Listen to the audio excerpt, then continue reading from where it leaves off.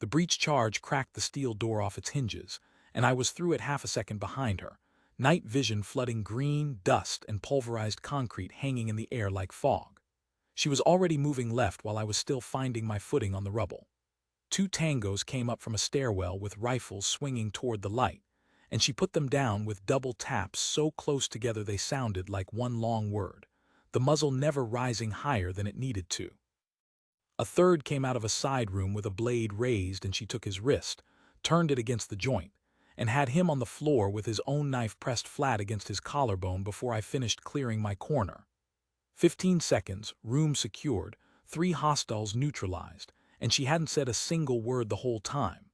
She checked her sector, checked mine, and moved to the next door like the last 3 seconds hadn't happened at all. That was 3 weeks ago, on the raid that broke the Kestrel network wide open. My name is Dale Renwick, Staff Sergeant, and I'd been running joint taskings with the woman we knew only as the operative for 2 months before that night.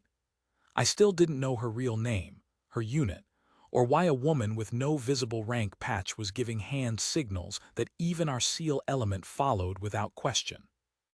She moved through buildings like she'd built them herself, always 2 steps ahead of where the threat would be, never where it already was. I'd asked around quietly, the way soldiers do when they want information they aren't supposed to want. Nobody had an answer. Nobody even had a rumor worth repeating. She simply appeared on manifests as an attached asset, did the job better than anyone in the room, and vanished again before the debrief coffee went cold. I remembered the first night I worked beside her, back before I'd learned to stop asking questions. We'd cleared a weapons cache outside a town called Varon Hollow, and she'd caught a round across the ceramic plate of her vest without so much as a grunt, kept moving, kept clearing, and only mentioned it afterward because I noticed the dent myself and asked. She'd shrugged and said the plate did its job, and that was the whole conversation. No complaint, no story, no need to be seen as tough. She simply was tough, in the quiet way that never advertises itself, and I had come to trust her calls in a firefight more than I trusted my own instincts, though I still knew almost nothing about who had trained her or where. Tonight was different. Tonight was the war room, 40 miles south of the Kestrel compound, harsh fluorescent light instead of night vision green, and Colonel Ellison Marsh, the task force commander, standing at the head of a long table covered in satellite printouts and grease pencil overlays of the compound we just cracked open. She stood at the back wall near the coffee urn, arms folded, saying nothing, same as always, dressed in plain fatigues with no name tape, no unit patch, nothing to hang a question on except the calm, unreadable posture that had carried her through 3 firefights without a scratch. The room was full that night, more bodies than usual, because the second phase of the Kestrel operation was being briefed to 2 SEAL platoons who hadn't worked with her before. That was the trouble. Familiarity breeds a certain deference. Strangers ask questions. A young officer named Lieutenant Cody Baswell, fresh off a staff rotation, and full of the kind of confidence that hadn't been tested by anything harder than a promotion board, looked at her like she was furniture that had wandered into the wrong room. He'd come up through a training pipeline heavy on credentials and light on combat, and he wore his lieutenant's bars like they answered every question a room could ask. "With respect, sir," Baswell said to the colonel, not even glancing her way, "who exactly is she? She's not on my roster. She doesn't wear rank. She hasn't said 3 words in any briefing I've sat in, and now I'm told she's advising the entry plan for a follow-on raid with my platoon walking point. I'd like to know who signed off on that." A couple of the younger operators smirked, glancing sideways to see if the colonel would let it stand. One of them, a corporal named Trent Fowler, actually laughed out loud, a short, ugly bark of a sound that carried across the room. "Ask your general who she is, LT," Fowler said. "Maybe she's somebody's assistant. Maybe she makes the coffee." A ripple of quiet laughter went through the junior ranks. It wasn't cruelty exactly, not the kind that draws blood on purpose, but it was contempt all the same, the easy contempt of men who had never once had to wonder if the woman in the corner could outfight, outthink, and outlast every one of them combined. She didn't move, didn't blink, didn't so much as shift her weight off the wall. I'd seen her go through 3 firefights with that same stillness, bullets cracking past her head, and I understood then that the stillness was not absence. It was discipline, wound so tight over so many years that it had come to look, to men who didn't know better, like calm indifference. It was nothing of the sort. Colonel Marsh set down his coffee very slowly, the way a man does when he is about to correct something he considers almost beneath him to have to correct, but knows he must. "Lieutenant Baswell," he said, "you want to know who she is. Fine. I'll tell you what I'm permitted to tell you, which is less than she's earned, because most of what she's done in this uniform is still classified above your clearance and mine both." He walked to the map instead of walking to her, and I understood later that this was deliberate, that he was giving her the choice of whether to step into the light herself rather than being put on display like an exhibit. 2 years ago, a hostage recovery in a location I am not going to name went sideways in the worst way an operation can go sideways. 4 hostages, 12 confirmed hostiles, a building wired to come down in under 6 minutes. The operator who went in alone cleared 3 floors under fire, disarmed the charges with 14 seconds left on the clock, and walked all 4 hostages out through a route she'd mapped from memory. Without a single shot fired at the extraction point, that operator is standing at the back of this room right now, and has not asked one man in this building for a single word of credit for it. Fowler's smirk was gone entirely now, wiped off his face like a hand had passed over it. Baswell's jaw had gone tight, the color starting to climb up out of his collar. "The Kestrel network you and your platoon are about to raid," Marsh went on, his voice level but carrying an edge now. "We've been chasing that cell for 11 months with nothing to show for it but dead ends, burned informants, and 2 good men we lost trying to get eyes inside that compound. 3 weeks ago, somebody finally got inside, mapped the interior room by room, identified the command structure, marked every guard rotation to the minute, and did it solo on foot with no support element, in a denied area we don't even have clearance to discuss the entry method for. That intelligence is the entire reason tonight's follow-on raid is possible at all. And she did it without a single person in this building knowing her name, because that is the job, Lieutenant. That has always been the job." He finally turned and looked at her directly. "Sergeant, I believe some of the officers in this room would appreciate finally knowing who they've been standing next to."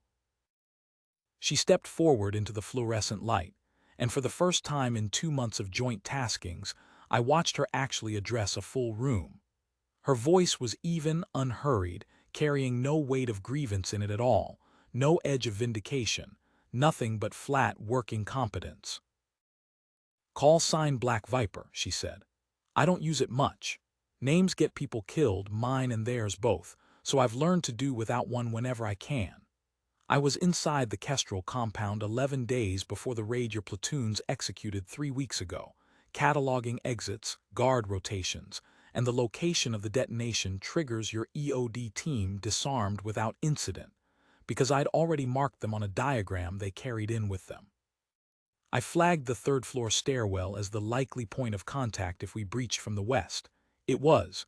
2 men are alive tonight because that call was right." She paused, let the room sit with that, then went on. "I'm not here to be introduced, Lieutenant. I'm here because 4 more hostages are being held 40 miles from where we're standing, in a facility I've already walked the perimeter of twice. Every minute this room spends on who I am is a minute.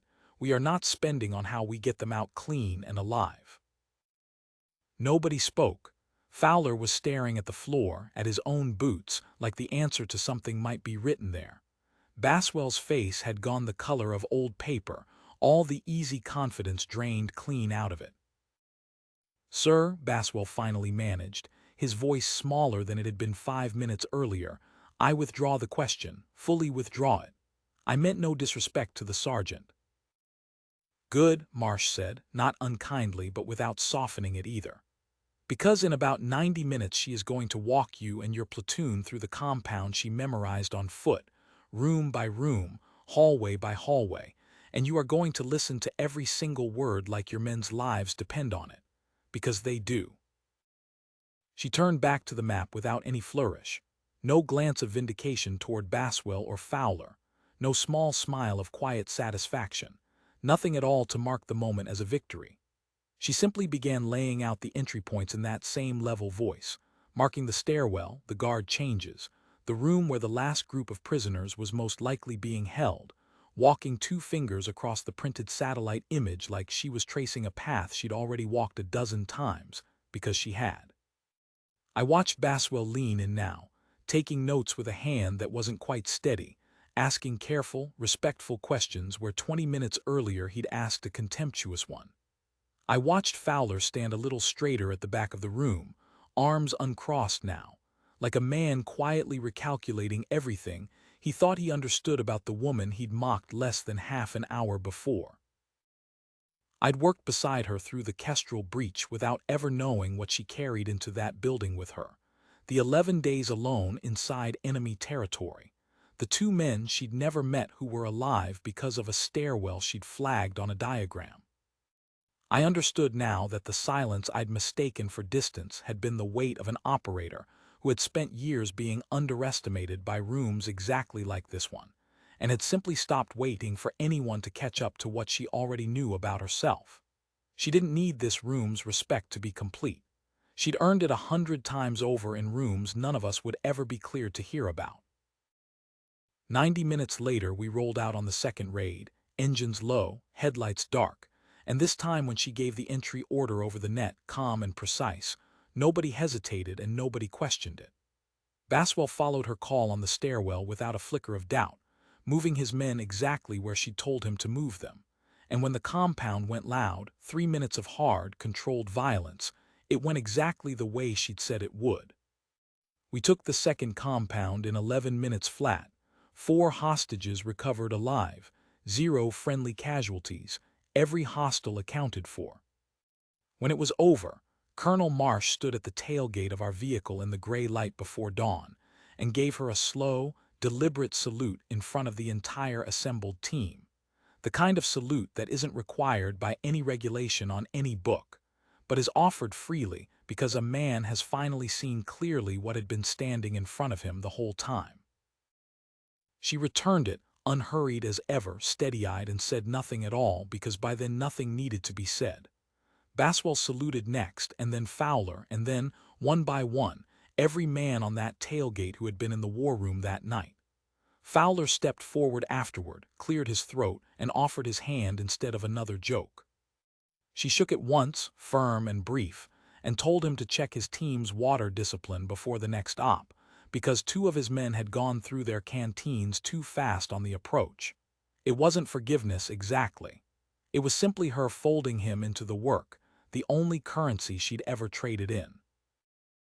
I still don't know her real name. I don't think I ever will, and I've stopped expecting to.